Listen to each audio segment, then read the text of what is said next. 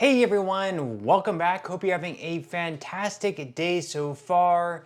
So with the new tax changes approved by President Donald Trump from the One Big Beautiful Bill Act, the insolvency date for Social Security got moved up just a little bit sooner, which means for everyone, the average retiree is going to lose right around $500 or more in their Social Security benefit, possibly up to $18,000 over the course of a year. However, could all of this be avoided with a new bipartisan plan in Congress?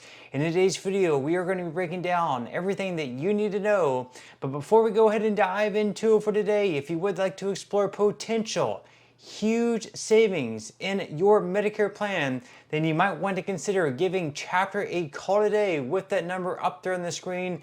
You see, on average, historically speaking, people who have worked with Chapter have saved right around $1,100 on their Medicare plan. So what do you have to lose? The call is completely free. Once again, with that number up there on the screen, that number is 612-895-2101. That once again is 612-895-2101. And again, on average, people who have worked with Chapter have saved right around $1,100 on their Medicare plan. So give Chapter a call today, and thank you to Chapter for sponsoring today's video.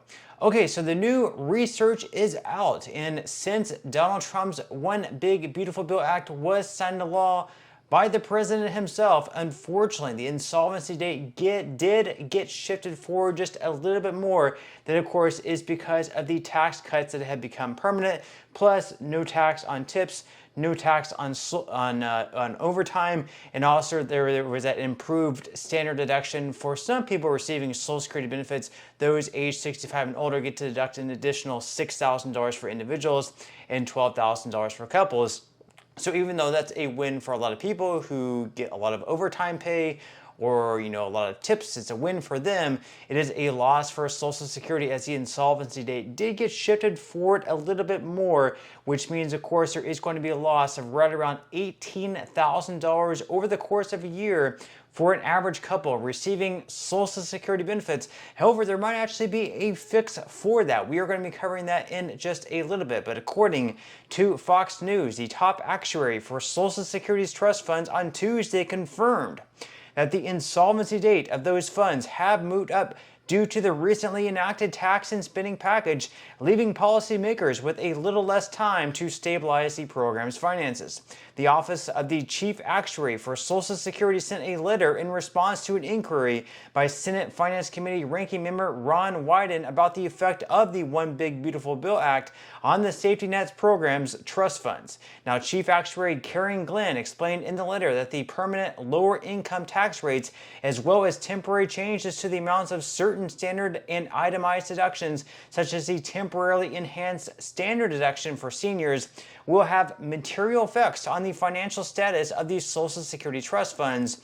Glenn wrote that over the next decade, OBBA, the One Big Beautiful Bill Act, will increase the net cost to Social Security's OASDI trust funds by about $168.6 billion, and the timing of combined OASI and DI trust fund depletion is accelerated from the third quarter of 2034 under the 2025 trustees report baseline to the first quarter of 2034 following implementation of the law. So it did get moved up a couple of quarters, nothing significant here, but again, this is going to happen over the next 8 to 9 years. So something does need to take place sooner than later, because the closer we get to 2033, 2034, the more drastic measures that Congress will need to take. Better to take action now while we still have 8 years. 8 years goes by very, very fast. It may seem like a long time, but before we know it, 2033,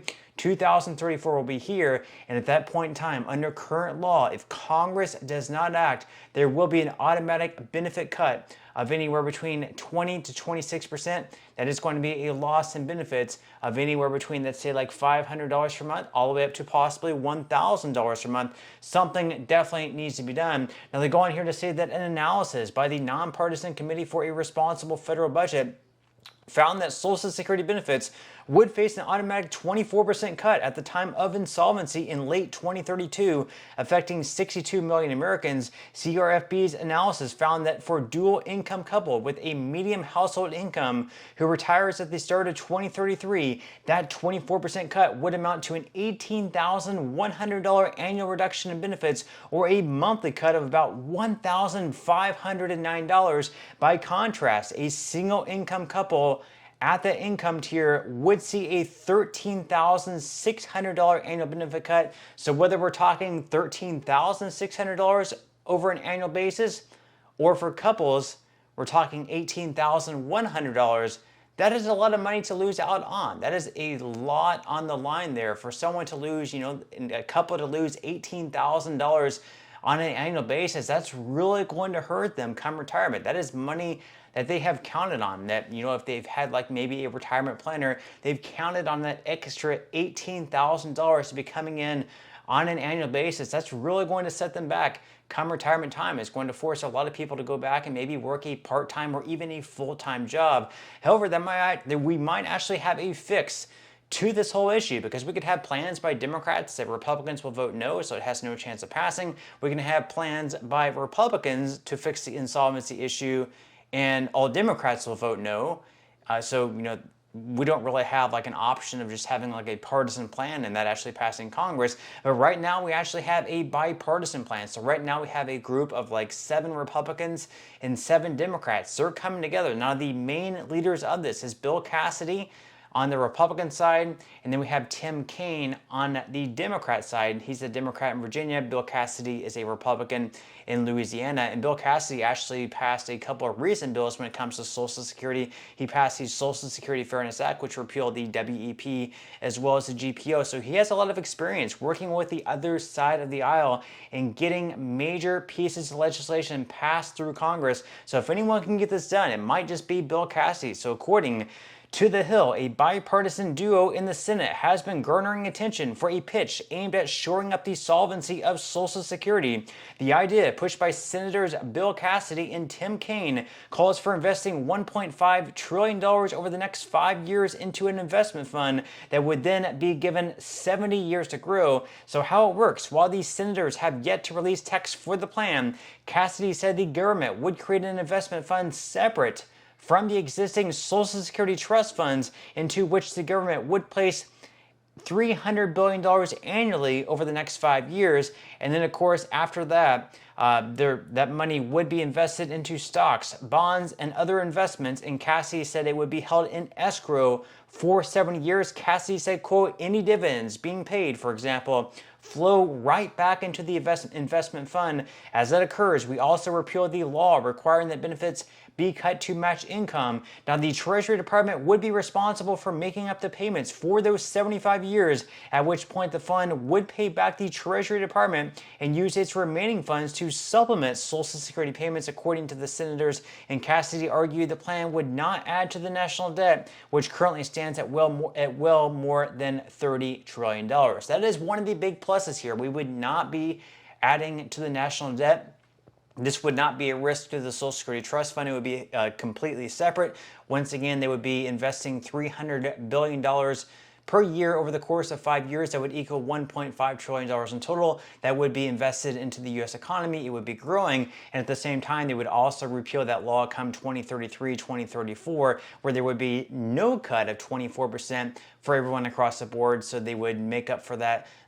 So there would not be that cut taking place. You would no longer have the $18,000 cut if you're a dual income couple receiving Social Security benefits. That would be huge. And then after 75 years, whatever that fund grows to, we would then pay the Treasury back all the money that it paid into Social Security to make up for the difference. So a win-win situation. But as far as the next steps go, the senators have said they're still collecting input on their plan, but the pitch is similar to a previous effort headed up by Cassidy that involved a coalition of senators from both sides of the aisle. He said in a previous Congress, we had 7 Republicans and 7 Democrats Democrats are putting that coalition back together as the senators continue to socialize the idea. Cassidy said there's more than a handful of Republicans who have said they will openly support or they look forward to supporting, but they just plan to learn a little bit more. So obviously we're still a little bit away from actually having this bill introduced in Congress, and of course from it ever being voted on, most certainly. But the good thing is here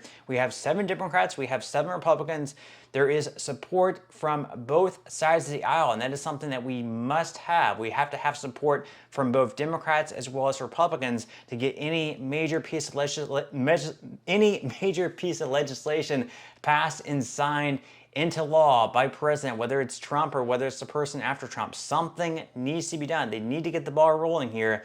But leave your thoughts and comments below how much confidence you have in Congress to actually getting something done and avoiding this huge benefit cut come 2033, 2034. Leave your thoughts and comments below, but that's all we have for today's video, and I will see you in the next one.